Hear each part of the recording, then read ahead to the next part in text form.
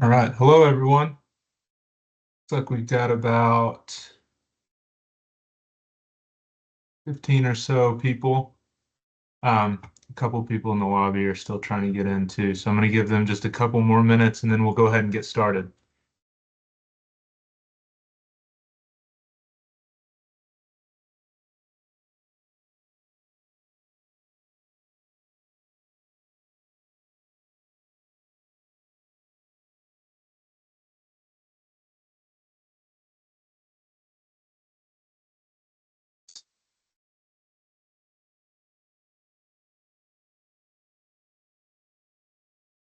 I'm going to go ahead and open up the Q&A bar also. Looks like we've got about 19 people in here. So if anyone has any questions throughout the presentation, feel free at the end of each slide. I'm going to go ahead and give a few seconds of pause and we can just get into whatever questions. We'll kind of try to keep this casual and maybe we can all share some information and get up to speed on what's going on in the world of the state land office.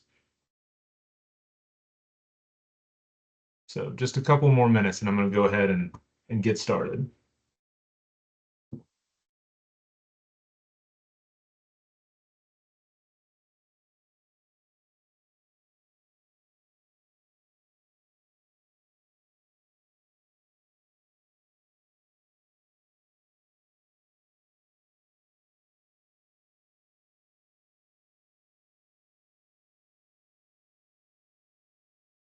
All right. We'll go ahead and kick things off. I'm not sure if everyone is allowed to speak at this point, but we do have a chat bar where you can type in any questions that you may have. If not, I know for sure that there's going to be a question and answer session at the end of the presentation. And then if we're not able to speak throughout the presentation, maybe we can just jump in at that point. Um, so yeah, my name is Scott Meyer. I'm a professional geologist. I work for ALL Consulting. We're based in Tulsa, Oklahoma. Also want to go ahead and say that this webinar will be recorded and we'll provide everyone with a copy of that recording at the end of it. So I've been working with ALL for about 11 years. ALL has been around since the late 90s. 1999 is when it was started. And today I'm going to give a little bit of information on the remediation and reclamation work we've been doing with the State Land Office, primarily the eco branch of the State Land Office. We've been working with them since their inception and have had a lot of success with them. They've actually requested to use our reclamation plan as their standard template, and I know they've been providing that when requested by some operators out in that area. So the purpose of this webinar is to present just our general remediation and reclamation process. We're going to go through the process and I'll also go through some case studies and then some best practices at the end. But what we're overall trying to work toward is making these projects go smoother, reducing the review time that the state has for all of our plans, and also continuing to build trust with the state so that these projects just continue to get easier and easier, and we can all have a little bit of trust on both sides. So just a little bit of introduction information. The State Land Office manages about 9 million surface acres in New Mexico. As I said, the Environmental Compliance Office, or the ECO Office, they're the branch that we're primarily working with for these remediation and reclamation projects. They're fairly young, having only been created in 2022, but they are well staffed and have a lot of people who know what they're doing and know a lot about environmental regs.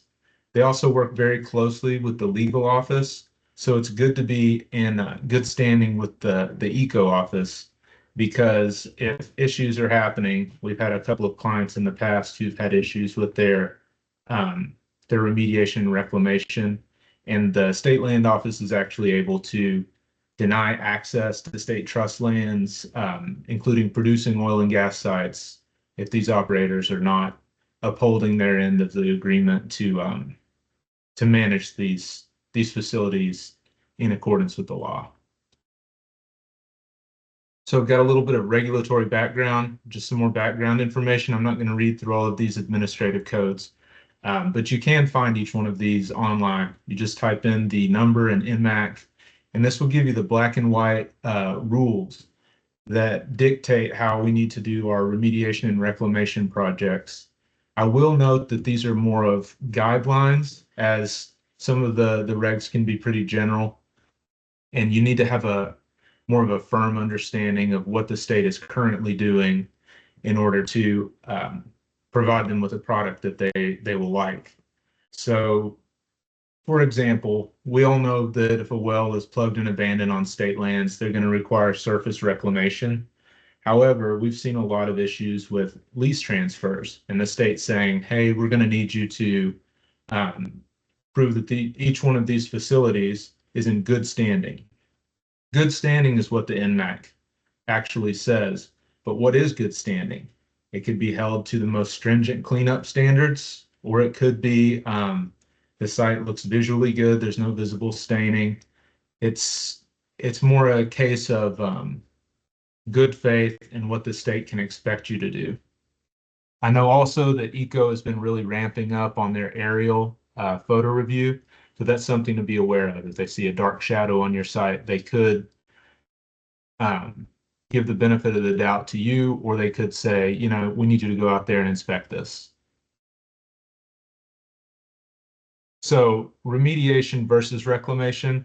Remediation is essentially there's some released material, whether it be produced water or oil on a site. We need to clean it up and get back to work. Reclamation is this site is no longer going to be used. It often can will involve some form of remediation. You'll need to clean up any historical spills or um, get things in order, as well as removing all of the equipment, any debris that's out there, the infrastructure. Then you're going to have to physically reconstruct the soils, revegetate them, and return the site to its natural state. So for reclamation, 4 feet of non-waste containing soil is the minimum for what is required to be in place. Non-waste containing soil, as defined by the State Land Office in one of their memos, is the strictest cleanup standard. See, I think I just got a question also. Someone else trying to get into the presentation.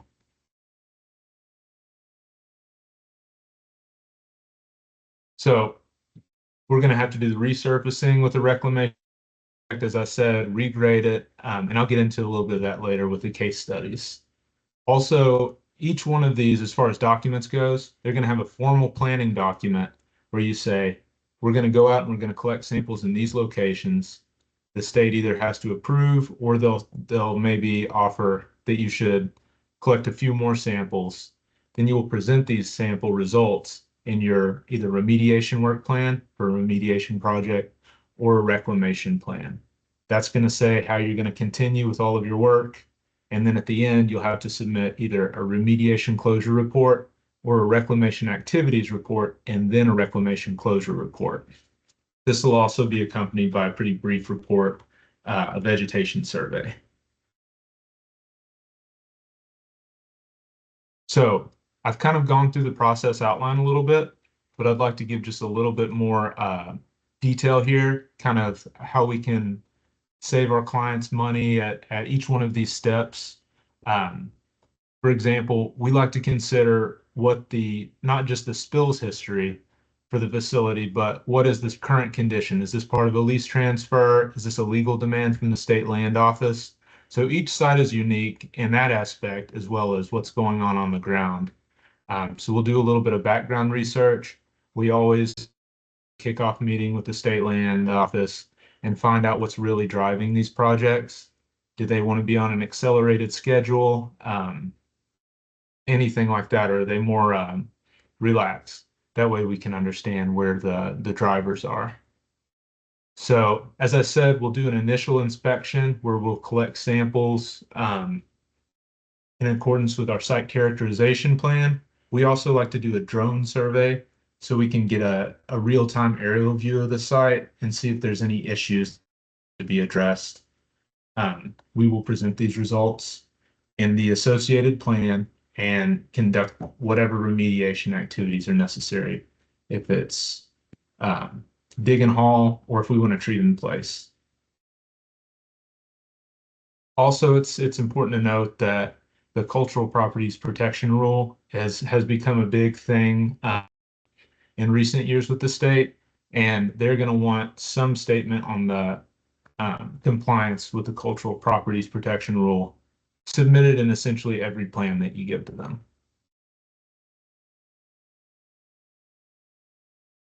So for our initial investigation, we like to jump onto the OCD database where we can take a look at the history, the spill history for the site, or any other issues. It's at this point we determine if there are any OCD issues, open incidents. At that point, we'll need to bring in the OCD.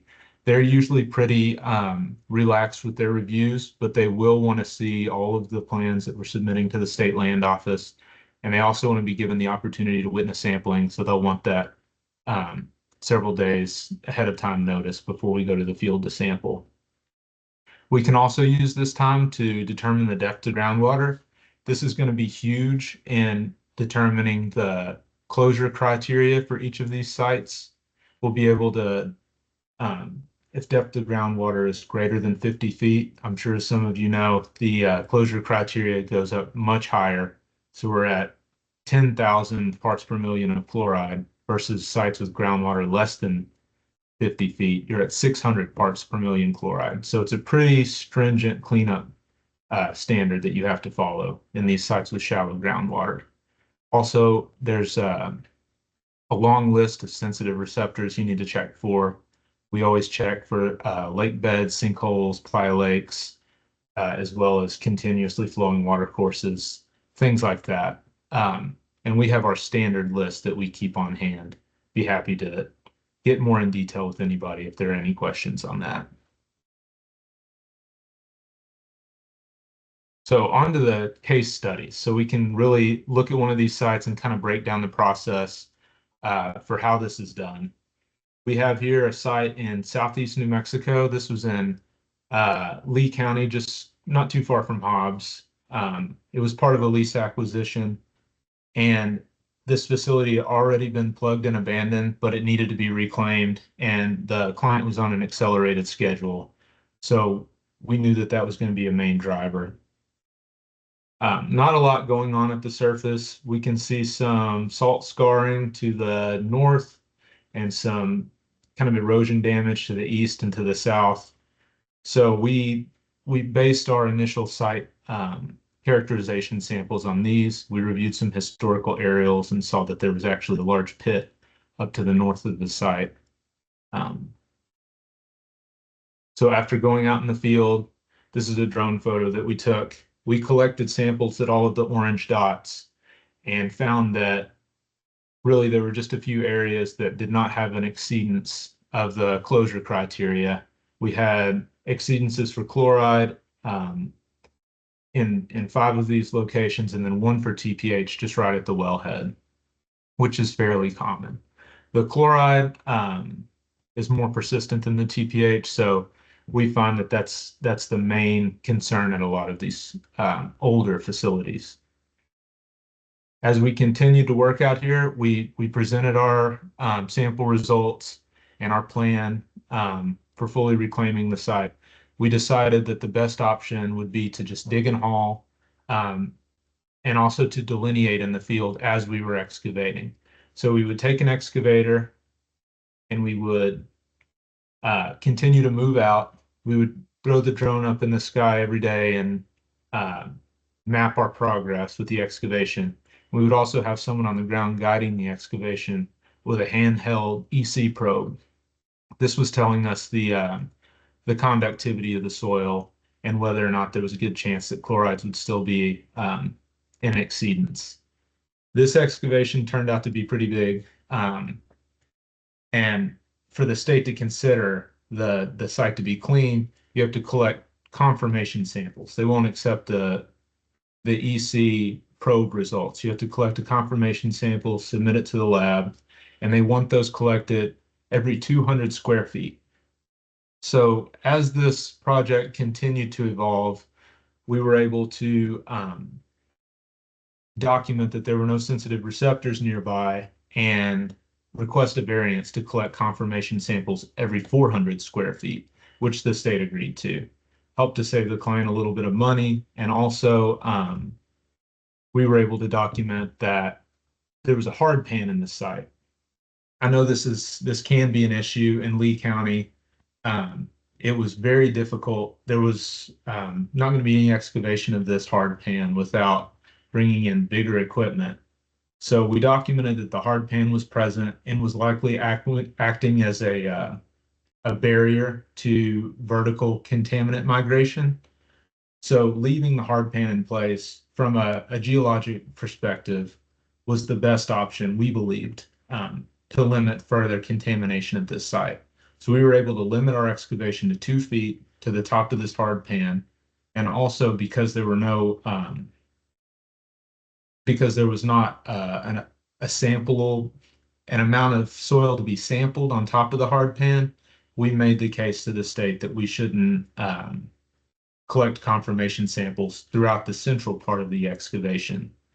Seems kind of like a simple thing, just some back and forth correspondence, but it allowed us to cut down the amount of confirmation samples and analytical costs, which would have been as many as 250 samples for BTEX, TPH, and chloride, which was actually 160 samples more than what we actually collected, 90. So the point I'm trying to make with this situation is the state can be worked with if you can build some trust and if you can provide logical explanation for your approach and your techniques. You can maybe help out your client and work in their best interest as well, and everyone is happy essentially.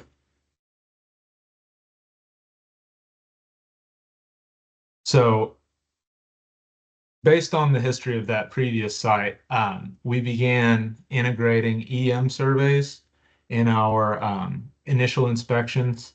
And a lot of people haven't heard of EM surveys. They're not commonly used in New Mexico, but they've been used and approved by other states for years. And the benefit with the EM survey is that we're able to map the high salt concentrations prior to beginning any excavation. It's a totally non-invasive process. So we can actually get a contour map of the high salt areas and potentially save the client some money by planning the excavation ahead of time and not having to have people camped out in the field guiding the excavation throughout the remediation process. So just wanted to make sure that I noted that. The second case study, this is our last case study. It was also in Lee County, New Mexico, but a very different site. There was no hard pan or restrictive feature. This was all sand. We went out, as we did with the first one, and collected our initial site characterization samples.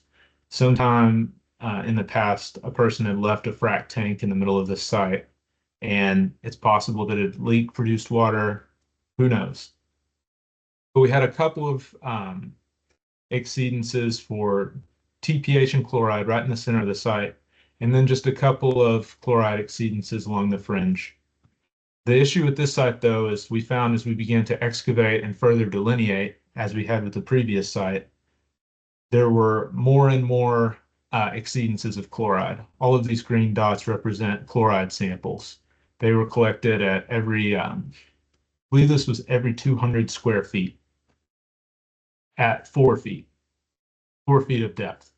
So as we continue to excavate, we were finding that there was more and more chloride, and there's really no telling. This was a very old site, what had happened in its history. But the chloride had persisted, and the state was beginning to hint at the fact that we would need to excavate down to clean soil, no matter how deep that was. From an engineering perspective, this was becoming less and less practical because in these sands, we determined that we were going to need to step out our excavation in order to slope the walls and make it a safe excavation. So we began to look at other options, one of which was to just go ahead and drill um, a temporary monitoring well, put that in the site and see with our fingers crossed if groundwater was deeper than 50 feet, which would jump us up into the next level of closure criteria where chloride is 10,000 parts per million is acceptable. We did put that monitoring well in. It was an expense on it was an expense for the client to put that well in, but groundwater did turn out to be deeper than 50 feet. So we were able to use the higher chloride closure standards and just excavate the entire area to 4 feet, with the exception of some small areas that we had to take a little bit of extra soil out because they were still over 10,000 for chloride.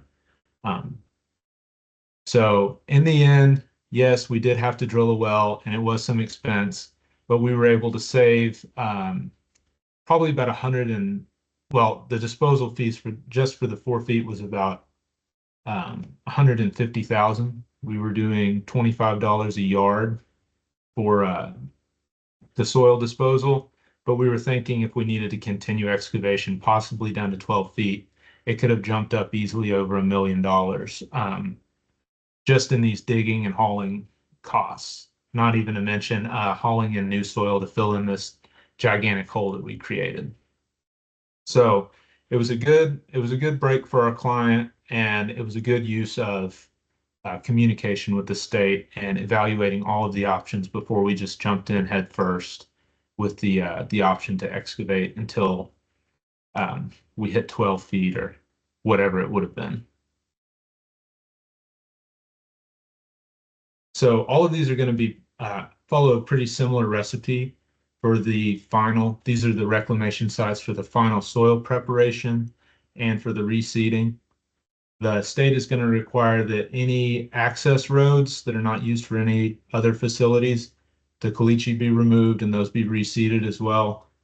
They want any non-native caliche disposed of from the well pad, and this can be reused if it's non-contaminated. It can be used to build lease roads elsewhere.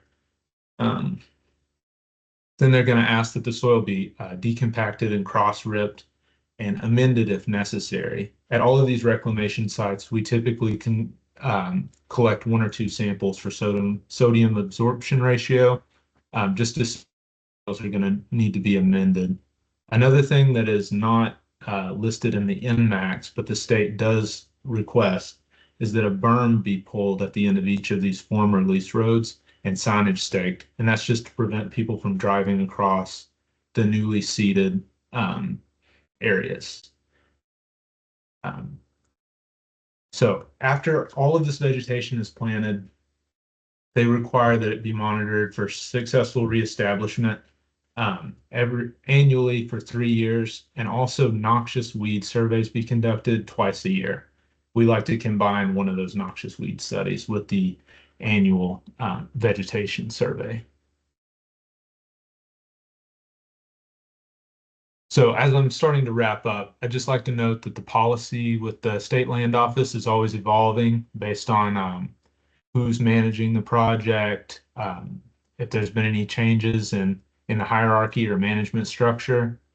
For example, the monitoring well that we installed at the very sandy location, we we had to go to the office of the state engineer, pretty common, and get a drilling permit for a temporary monitoring well.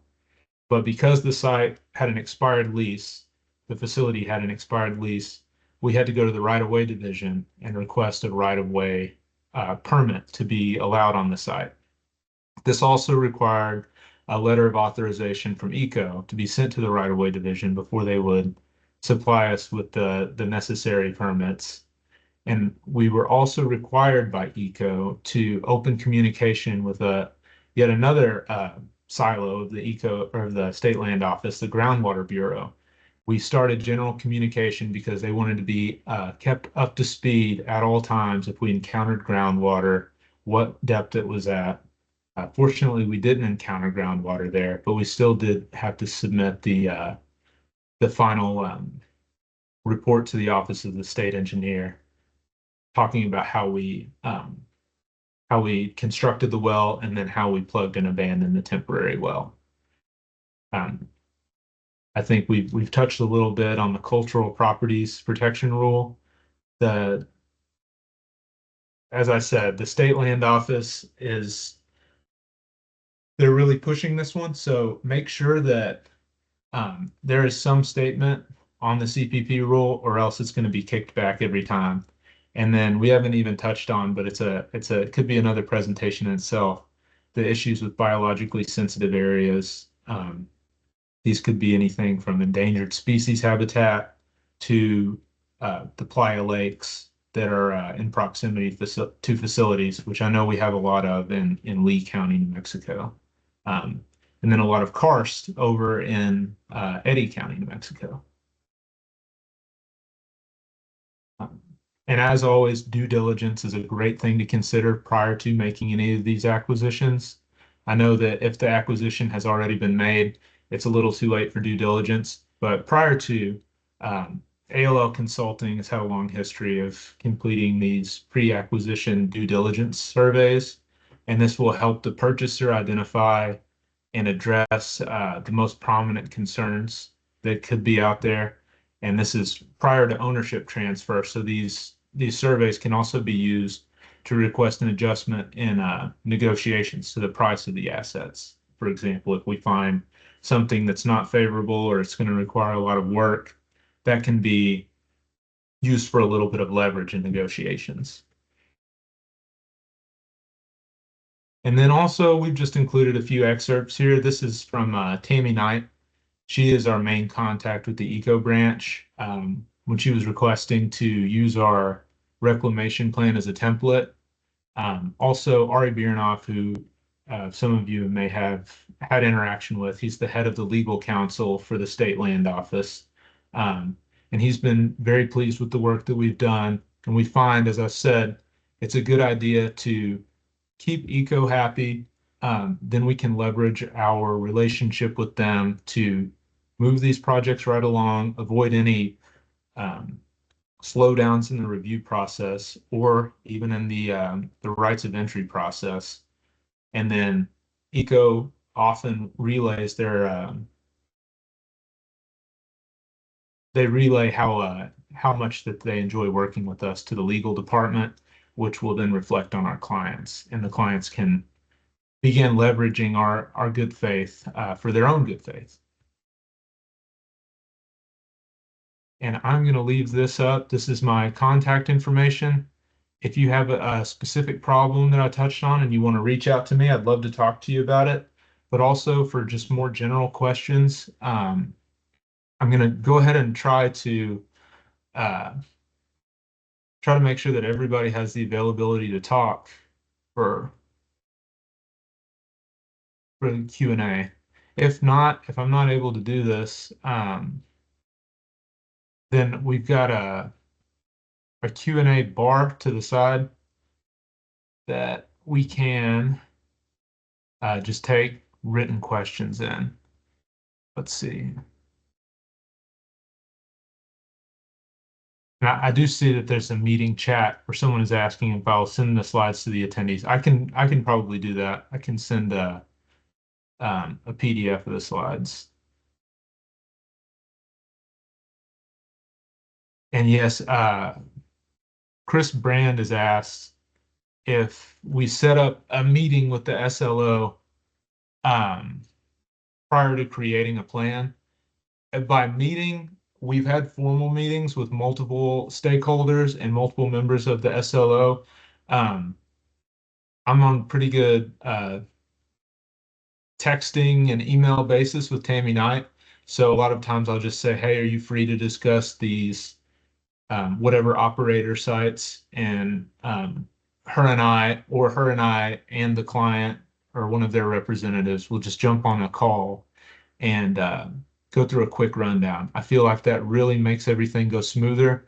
Um, it seems like the state is more comfortable whenever everybody is moving in the same direction and we're not just doing work and then reporting to them afterward, something that we've done.